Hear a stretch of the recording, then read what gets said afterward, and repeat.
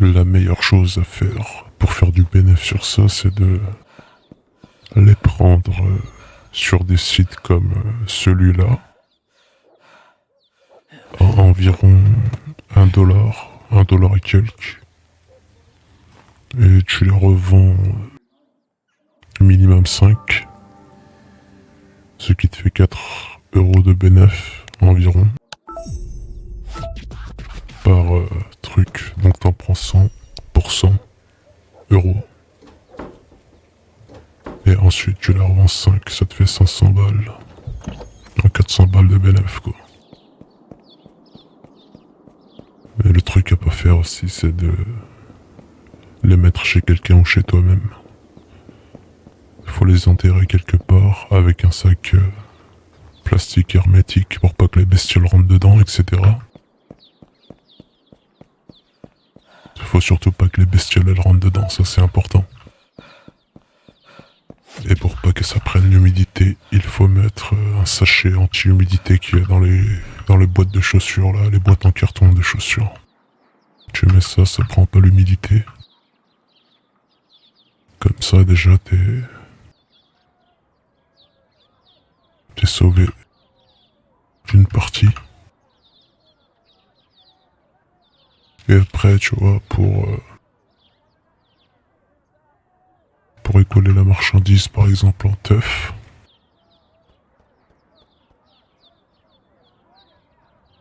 c'est que tu y vas d'avance, si possible, à la teuf. Tu enterres la marchandise quelque part dans la teuf. Tu mets un petit signe pour reconnaître l'endroit où tu l'as enterré. Parce que le truc dans les teufs, c'est qu'il y a toujours des contrôles. À la sortie et même à l'entrée.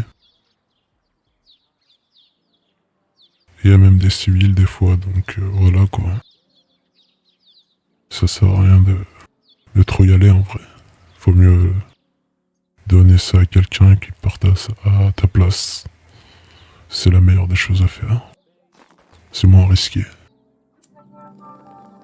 Par contre, tu lui dis bien d'enterrer tout le truc. Et après, une fois qu'il a tout écoulé, ou quand il a écoulé la plupart des trucs, il enterre l'argent dans une boîte métallique avec un truc anti-humidité dedans aussi. C'est important. Et il l'enterre. Une fois que tout le monde est parti de la teuf, genre le lendemain ou même 48 heures après, tu pars chercher l'argent que t'as gagné et le restant des produits. Après, pour les commandes, le problème avec les commandes, c'est que des fois tu peux te faire arnaquer. Tu peux perdre beaucoup d'argent, donc faut commencer par minimum 20. Minimum 20, ensuite tu montes à 50, ensuite à 100. Et après, si t'arrives à bien coffrer, tu montes jusqu'à 500, mais pas plus. Tu peux te faire entuber. C'est comme sur Amazon, après faut regarder les étoiles, les avis et tout, tu vois.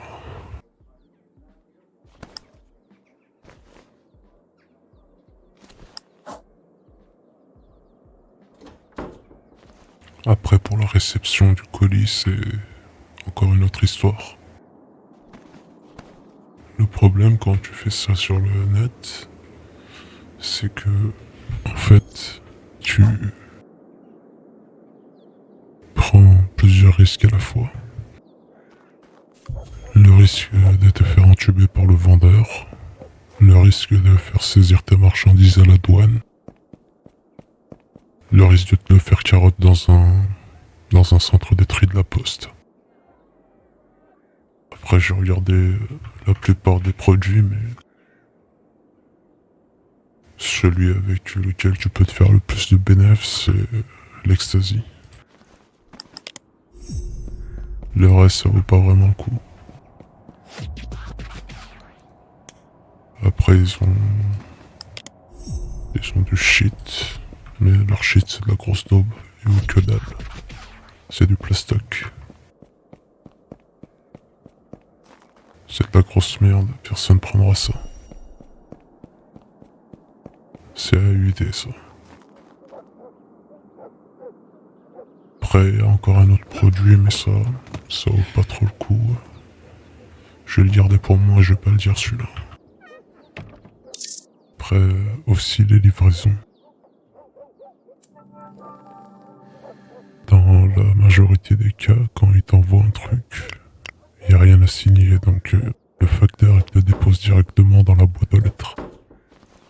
Si tu commences à voir que le facteur il vient et il te demande de le prendre en main propre, c'est qu'il y a un truc, c'est qu'il y a un problème. Tu lui dis que t'as rien commandé, que c'est pas à toi.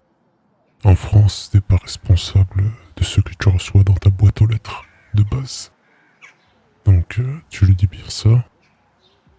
Ensuite, après pour les drop house aussi, il y en a qui disent qu'il faut des drop house, mais je sais pas ça sert à rien pour moi. Parce que dans tous les cas, en fait, t'es pas responsable de ce que tu reçois. Donc dans ce cas-là, ça passe, tu vois. Ça passe crème.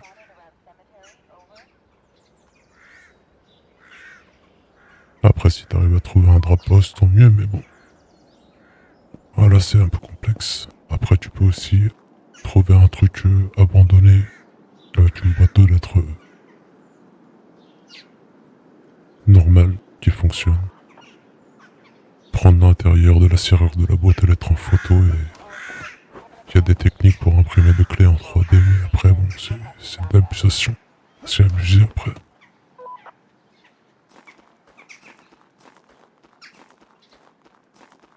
Après, pour la communication, moi j'utilise, comment ça s'appelle, Loki.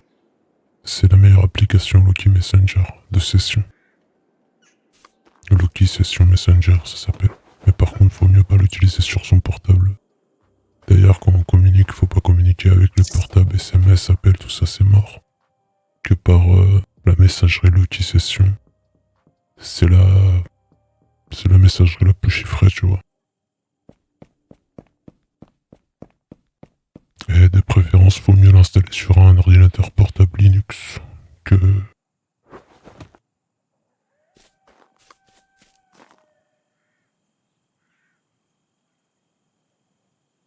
Mais en fait, tu peux faire encore mieux. Tu peux l'installer dans une machine virtuelle, un VirtualBox par exemple, ou VMware. VMware, un truc comme ça. Ensuite, tu mets un mot de passe dans ça. Déjà, ça fait qu'il faut deux mots de passe. Le mot de passe du Linux ou de Windows. Ensuite, le mot de passe de la machine virtuelle. Ce qui est bien avec la machine virtuelle, c'est que tu peux supprimer direct, donc il n'y a plus de traces après. Donc ça aussi c'est pas mal quoi, après. Après bien sûr faut le VPN, c'est important aussi. Avant de passer sur Tor, tu actives ton VPN. Et ensuite tu pars sur Tor. Et là tu fais ce que t'as à faire. Patrol requested around 2 towers. Over.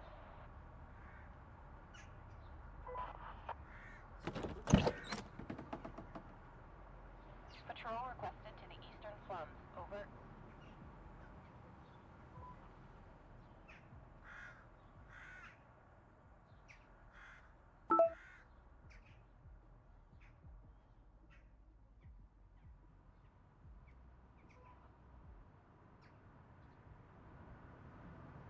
Unit suspicious individual spotted around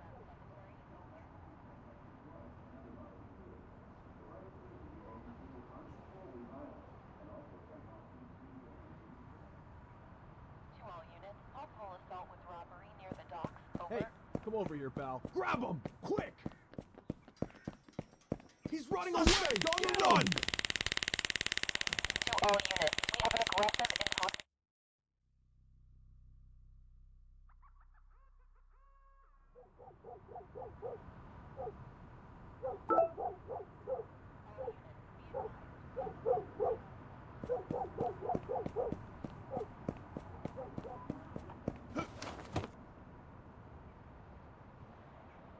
have you there? requested around Are 2 you towers. carrying Over. any drugs or weapons?